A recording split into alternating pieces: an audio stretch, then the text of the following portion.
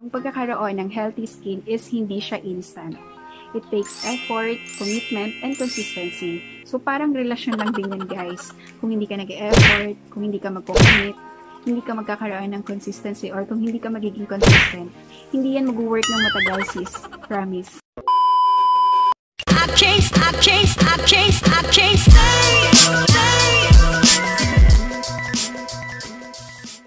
Hi guys, it's me Yani and welcome back to my YouTube channel. So for today's video, I'm going to share with you my update about Rix Sincerity Beautiful Starter Kit.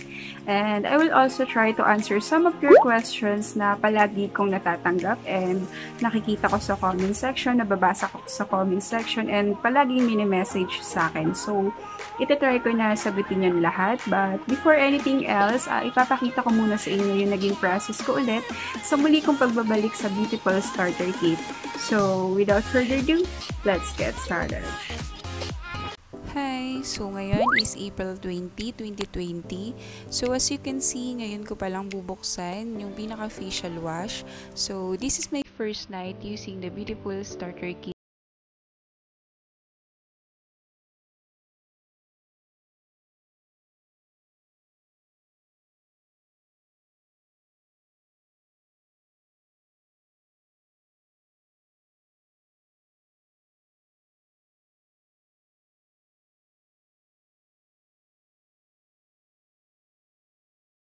Wala maghilamos ng face ko. So, medyo sorry sa background. Nandito kasi ako sa CR. So, as you can see, I have a pimples here and I have here. So, nagkaroon ako ng pimples siguro dahil sa foods na kinakain ko. So, nagbalik log tayo sa Beautiful Starter Kit. So, let's see kung ano yung magiging results nito sa akin. Hi! So, today is April 21, 2020. So, it's my first day using the Beautiful Starter Kit. So, last night, nag-apply ako ng toner and serum. So, I consider it today is my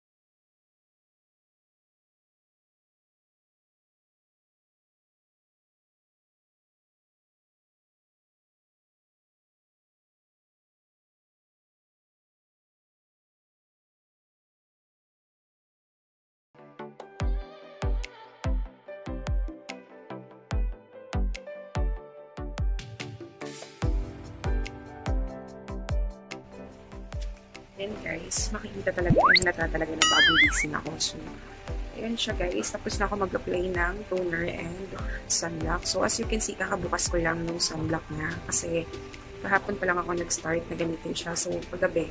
So, dumating yung product sa akin April 20, 2020. So, paggabi lang ako nakapag-apply. Yung first, parang pinaka-first night ko paggabi. Yung in-apply ko is yung toner and serum. And then, ngayon yung pinaka-first day ko. Ngayon ako nag-apply ng toner and yung pinaka-sunshield or sunblock ng set. So, i-update ko kayo guys sa paggamit ko ulit ng Beautiful Starter Kit. And yan guys, samahan niyo ulit ako na sa magiging process ko kasi gusto ko matanggal ito kasi bumalik na naman siya. So, gusto ko siya na mag-lighten and matanggal. And ito pa, para sa akin ang sagwa na din. So, gusto ko siya maalis. So, let's see kung ano yung magiging process and kung matatanggal ba siya kapag naubos ko na yung isang box or isang set ng Beautiful Starter Kit. So, bye-bye!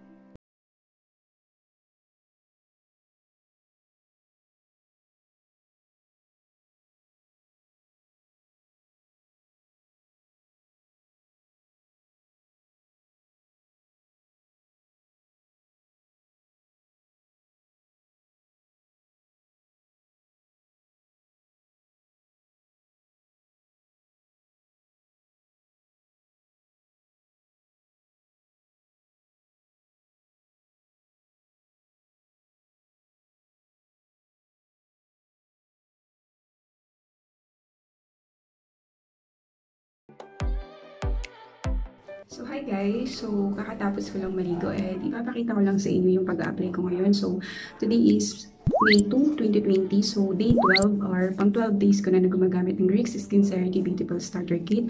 But as you can see guys, hindi pa ganun kagrabe yung pagbabalat ko and hindi na ako nagbabalat ng sobrang dami and sobrang kapal. So, micro-peeling na lang talaga siya. So, siguro dahil sa nakagamit na ako before, kaya hindi na siya masyadong nagbabalat. So, as you can see, yan. Medyo nag-lighten na yung acne marks ko.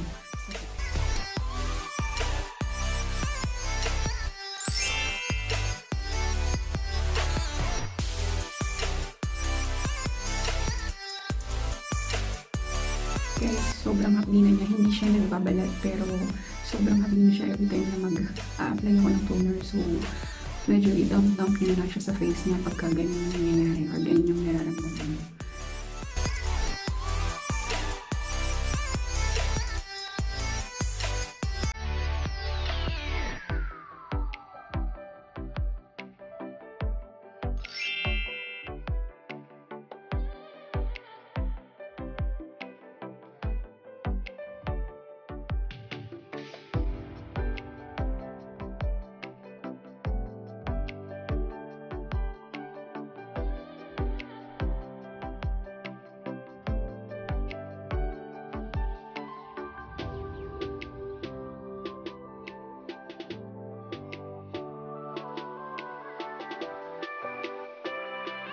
As you can see guys, ano lang siya, parang may pag-glowing effect lang siya and namumula lang yung face ko. And meron lang siyang konting micro-feeling. So, nararamdaman ko lang na medyo nagbabalat yung face ko every time na maliligo ako and kapag naghihilamos na ako or kapag kinukuskus ko na yung mukha ko.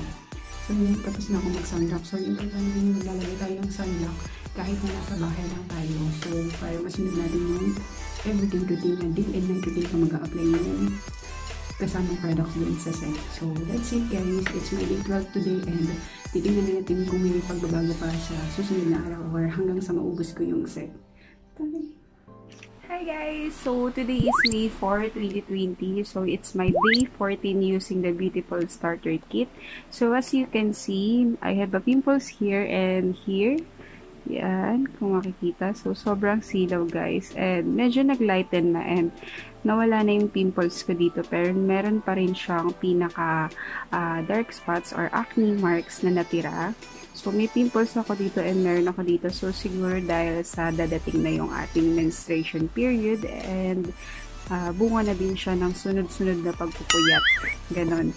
So, ngayon ipapakita ko ulit sa inyo yung pag-a-apply ko ng toner and sunblock. So, today is my day 14 na. So, nag-start ako ng April 20, 2020. So, ngayon is May 4, 2020 na. So, yun nga. It's my day 14.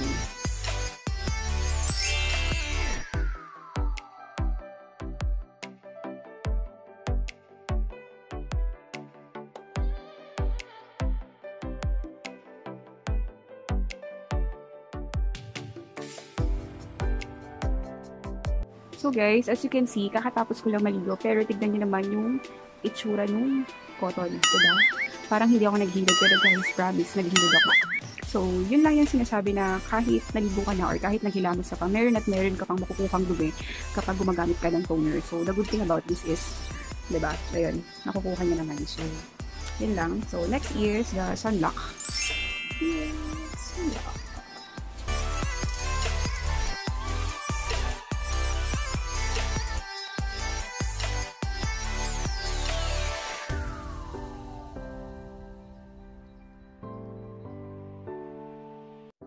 Hi mga kasisi! So, today is May 6, 2020. So, it's my day 16 using the Rix Beautiful Starter Kit.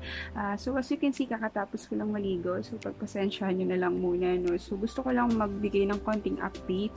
So, today is my day 16. So, ganun pa rin siya guys, wala pa rin pagbabalat and sa pang day 16 ko, hindi na talaga siya nagbabalat. Nagkakaroon lang ako ng konting micro-peeling every time na maliligo ako or maghihilamos ako, every time na kukuskusin ko yung mukha ko, dun ko lang makikita yung yung pagbabalat niya, or dun ko lang mararamdaman na nagbabalat pa rin siya kahit paunti-unti lang. So, hindi na siya ganun kagrabe. So, hindi ko alam kung ako lang yung nakaka-experience ng ganun na gumamit na before ng Beauty Pearl Starter Kit and then bumalik ulit sa paggamit ngayon, kung nagbabalat pa rin ba sila same before ng pagbabalat nila. So, ako kasi sa case ko, hindi na siya ganong nagbabalat. So, micropeeling na lang talaga. Pero guys, still, nandun pa rin yung effect niyang binibigay na nagbibigay siya ng glow sa skin mo, glass skin effect, and syempre, tutulungan niya talaga na mag-lighten yung mga dark spots ko or yung mga acne marks ko. So, mas gusto ko yun kaysa nagbabalat ako ng grabe. So, okay na rin yung kahit hindi ka nagbabalat, kahit micropeeling lang, at least nakikita mo na may changes, may improvement dun sa paggamit mo ng products. So, depende yun na iba-iba tayo guys. Iba-iba tayo ng mga gusto, iba-iba tayo ng mga opinion. So, yun lang naman yung update ko sa ngayon. So, mag-a-apply na ako ng toner and ng sunblock. So, hindi pa siya nauubos. So, I think aabot talaga siya sa akin ng 3 weeks to 1 month. So, let's see kung hanggang kailan aabot. So, yun na lang muna yung update ko for today. So, bye-bye! By the way guys, so nung day 14 ko yata nakita yun na tinubuan ako ng pimples dito and dito. So yan, as you can see, nandyan pa rin siya. Pero nakakatuwa lang kasi nag-dry na siya and pawala na din siya. And yun nandito na tumubo, nawala na din siya. So nakakatuwa lang na kinokontrol niya talaga na magsilabasan yung pimples mo. And kahit na araw-araw or gabi-gabi akong puyat, nagbibigay talaga siya, nakakatulong talaga siya na magbigay ng glow sa skin ko. Mag-a-apply muna tayo ng toner and sunblock. But before that, iipit ko muna yung buhok ko kasi napaka-istorbo niya sa pag-apply ko ng toner and sunblock. So, kakatapos ko lang maligo. So, yan, ipit ko muna siya pansamantala. So, cotton and the toner. So, it's my day 16 pero wala pa rin changes. What I mean na walang changes dun sa pagbabala. Same as before pa rin na micropeeling na lang yung binibigay niya sa akin, or micropeeling na lang yung nakikita ko dun sa face ko. Kasi nung first time ko gumamit ng NYX Beautiful Starter Kit, pang 2 days or pang 3 days ko, if I'm not mistaken. So, sa pang 3 days ko pa lang, grabe na yung pamamalat ko sa mukha ko. As in, sa first trip na ginagamit ko yung product, sobrang grabe yung pamamalat ko. So, yan guys, toner pa lang yung nilalagay ko, pero alam mo yun, yung feel ko, every time na maglalagay ako ng toner, parang napaka-glow ng skin ko. Ewan ko pero ganun talaga yung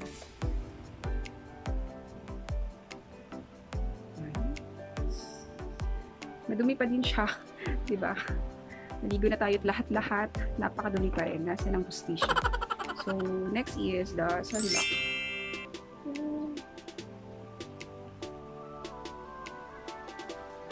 Tulungan niya talaga na pumutin yung mukha. So, lagyan tayo ng very, very light para sa ating leg.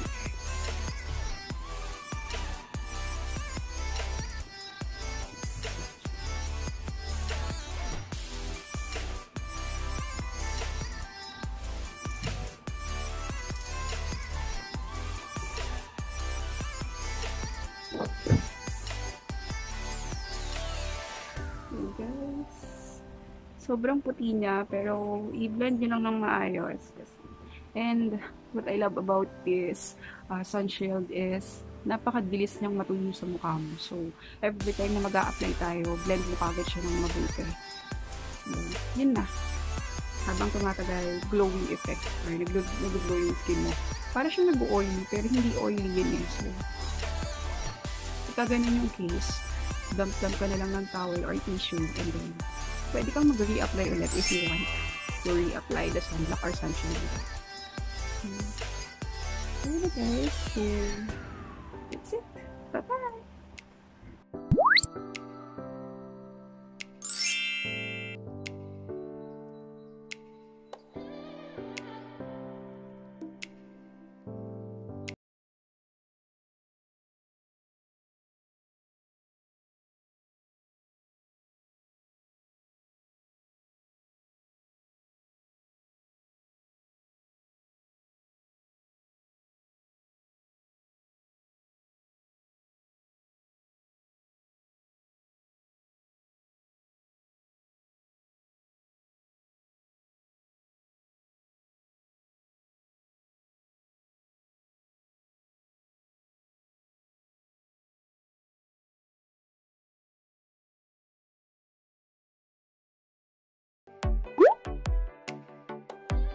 So, tip number 1, huwag kang magbababad sa araw. So, huwag kang magbababad sa araw while using this product. First is, sayang naman yung pag-a-apply mo or sayang naman yung paggamit mo ng products na to.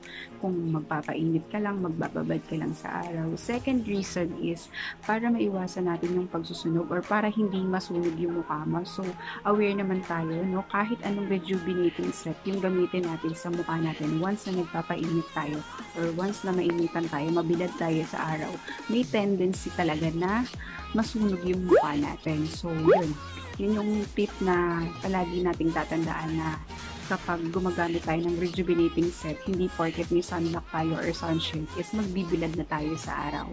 Tip number 2, while using the facial wash, do not rub your face when washing. So, dapat maging gentle lang tayo every time na naghihilamos na tayo and naliligo na tayo and gumagamit na tayo ng facial wash. Once na in-apply na natin yung facial wash dun sa mukha natin, dapat gentle lang yung pagkukuskus natin.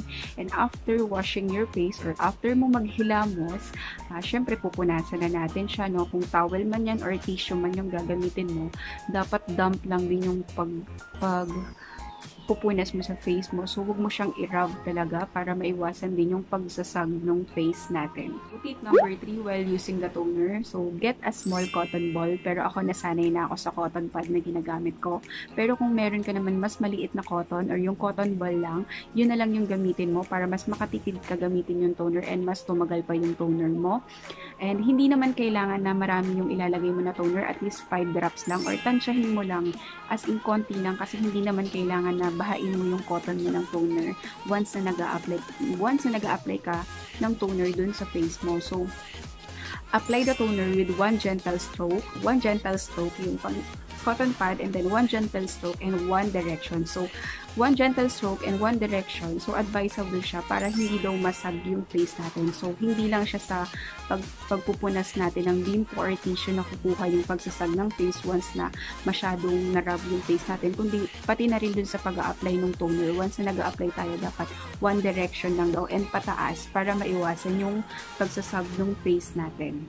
Tip number 4, while using the rejuvenating serum or yung pinaka-serum ng Beautiful Starter Kit.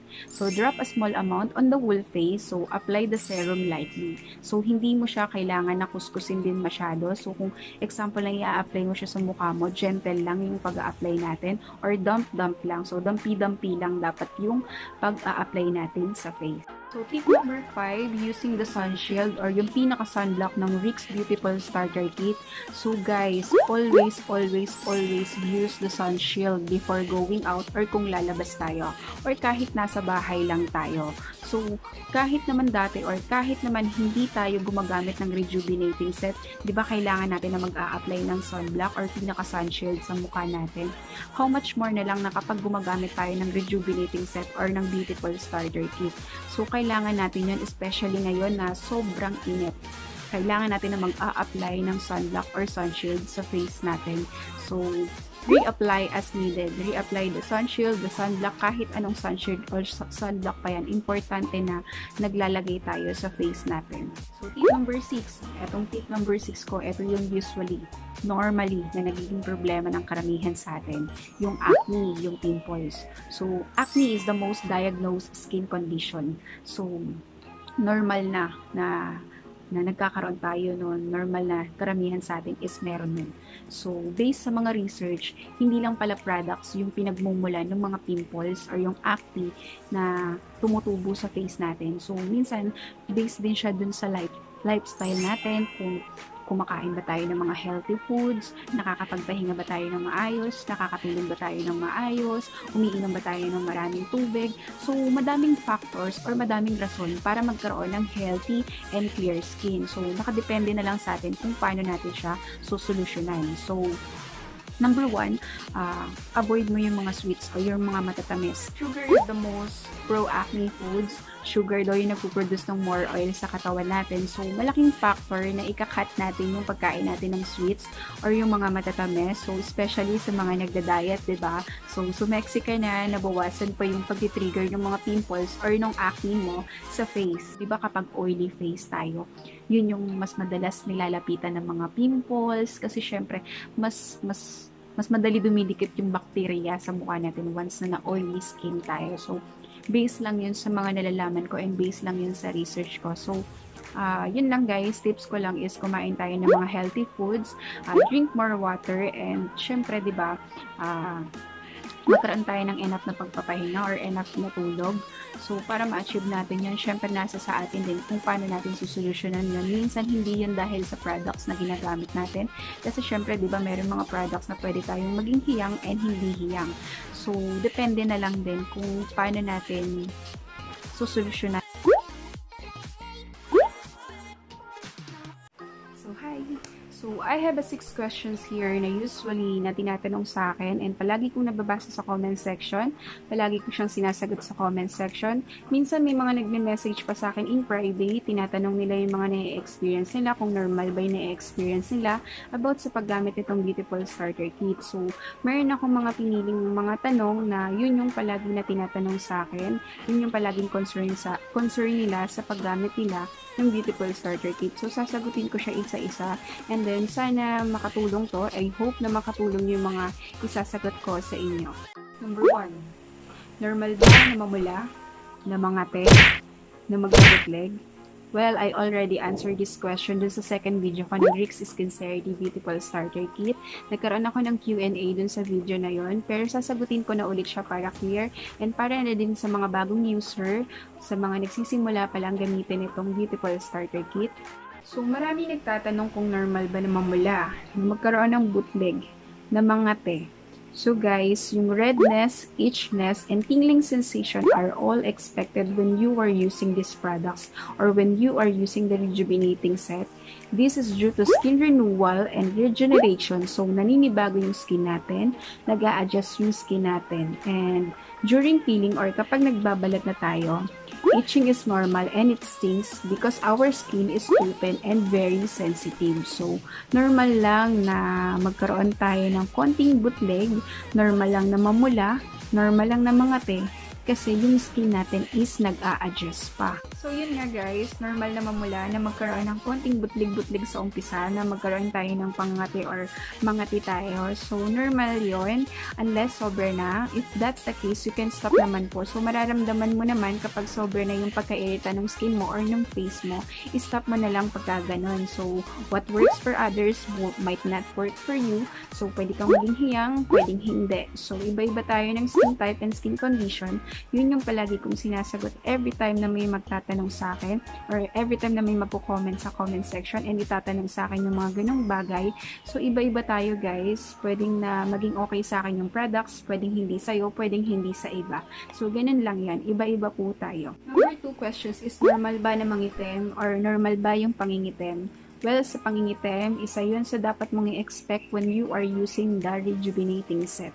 So, it darkens your skin, drying it out, and preparing for peeling stage. So, normal na mangitim ka, normal na mag-dry yung mukha mo, kasi nagpiprepare na yung skin mo or piniprepare na ng skin mo yung pagbabalat niya or nagbabanta na yung skin mo dun sa pagbabalat na paparating dyan sa mukha mo. Ganyan yun guys. So, normal lang yun na may experience natin. Yun yung sinasabi nila na clearer and glass skins will appear after peeling or when you're almost done with the kit.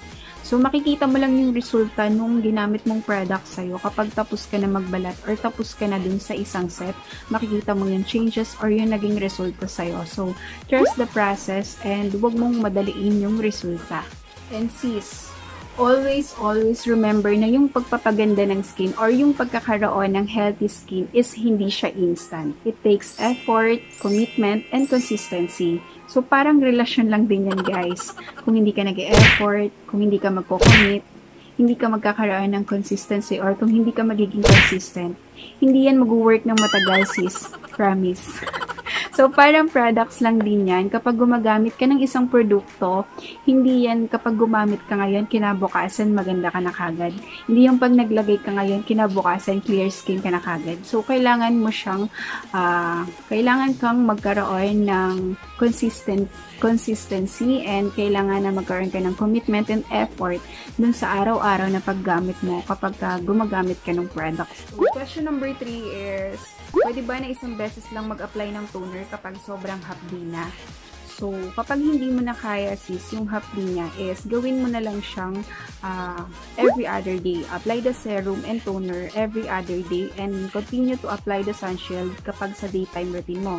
Like ngayong araw, maglalagay ka lang sa daytime routine mo ng sunblock or yung pinaka-sunscreen ng set, and then sa gabi, ang i-apply mo is toner and serum. So, isang beses ka lang mag-a-apply ng toner instead twice dapat, 'di ba? Dapat 2 beses ka mag-a-apply ng toner sa daytime and nighttime. So gawin mo lang siyang isang beses kapag sobrang hapdi na, or like maglalagay ka ng sunblock ngayon or serum sa gabi, kinabukasan hindi ka na maglalagay. Parang ganun, gawin mo siyang alternate. Maglalagay ka ng toner ngayon or mag-a-apply ka ng toner ngayon sa face mo, kinabukasan hindi naman, and then susunod naman na araw mag-a-apply ka. So, gawin mong routine yun. Kasi ganun yung ginagawa ko every time na sobrang hapdi ng face ko. Gagawin ko na lang sa daytime niya is mag-a-apply ako ng pinaka-sunscreen niya. Kasi parang kahit pa paano meron pa rin protect dun sa face ko or dun sa skin ko. At least meron akong sunblock na ginamit. And then sa nighttime routine niya, doon na lang ako mag-a-apply ng toner and ng serum niya. Kasi sa gabi, hindi masyadong mainit. So, at least nababawasan kahit pa paano yung hapde na nararamdaman natin. Question number 4, pag naubos ba yung set, tutuloy pa ba siya or hindi na? So, the answer is yes. So, dati hindi ko talaga alam yun. But the answer is yes. Ipapahinga mo muna yung face mo once na natapos ka na sa isang set ng Beautiful Starter Kit. So, ako honestly, hindi ko talaga alam yun dati. Siguro nakatatlong set yata ko or 4 na set. Hindi na ako sure kung ilang set yung naubos ko ng Beautiful Starter Kit nung first time ko na gumamit nito. Pero advisable pala siya na kapag once na gumagamit ka ng rejuvenating set, 1 set is enough, and then tsaka mo lang ipapahinga yung face mo, and then magpapalit ka na sa mas mild na set, yung like nung set nila na glow up set and poreless maintenance set. Kasi hindi pala siya advisable na tuloy-tuloy gagamitin yung rejuvenating set. Kasi para maiwasan yung pag-over-exfoliate ng face natin or ng skin natin. So, kapag na-over-exfoliate kasi yung skin natin guys, masyado na siyang ninipis. So, hindi na maganda kapag kaganan. So, advisable siya na kapag katapos mo na gumamit ng isang set, pwede ka na mag-mild set like nung glow up set or nung poreless maintenance set nila, or kung ano pa yung ginagamit mong products na mas mild sa rejuvenating set. So guys, pahabol tayo sa question number 4. After mo matapos sa rejuvenating set or after mo matapos yung isang set ng Beautiful Starter Kit, pwede ka na mag-alternate sa mas mild like nung glow up set nila or yung poreless maintenance nila, or kahit anong products na ginagamit mo na mas mild sa rejuvenating set. So after mo magamit yun, after 1 month na magamit mo yung glow up set or yung poreless maintenance set, syempre aabot din ng 1 month, pwede ka na ulit bumalik sa Beautiful Starter Kit. So, gawin mo lang siyang alternate. So, wag mo lang siyang diretso na gamitin ng like 1 to 3 months or 1 month, 2 months, 3 months mong gagamitin ng rejuvenating set. So, hindi siya advisable na tuloy-tuloy mo siyang gagamitin. So, dapat alternate siya, rejuvenating set into mild set, and then tsaka ka ulit babalik sa rejuvenating set. So, ganun yung ginawa ko ngayon. So, dati kasi hindi ko siya alam. So, nag-poreless maintenance set ako. After ko mag-poreless maintenance set, bumalik na ulit ako sa rejuvenating set or dun sa pinaka-Beautiful Starter Kit nila. So, question number 5 is, pwede ba siya sa mga sensitive and oily skin? So guys, the good thing about this product is formulated siya for all skin type. Pero sabi nga nila, 'di ba, hindi porket okay siya sa lahat ng skin type is hindi na tayo ma-allergy, especially sa mga meron super sensitive skin dyan. So always do the patch test, know your skin type and skin condition. So para ma-sure tayo, magkaroon tayo ng patch test bago natin simulan yung products or bago natin ituloy yung paggamit ng products. And that's it for today's video guys. I hope na nakatulong ako sa mga nasagot ko, sa mga questions nyo, and din sa mga tips na binigay ko. Kung may mga tanong pa kayo or any suggestions, please comment down below. And please don't forget to subscribe and click the bell button beside the subscribe button to be notified with my new upload. So see you in my next update guys. Bye bye!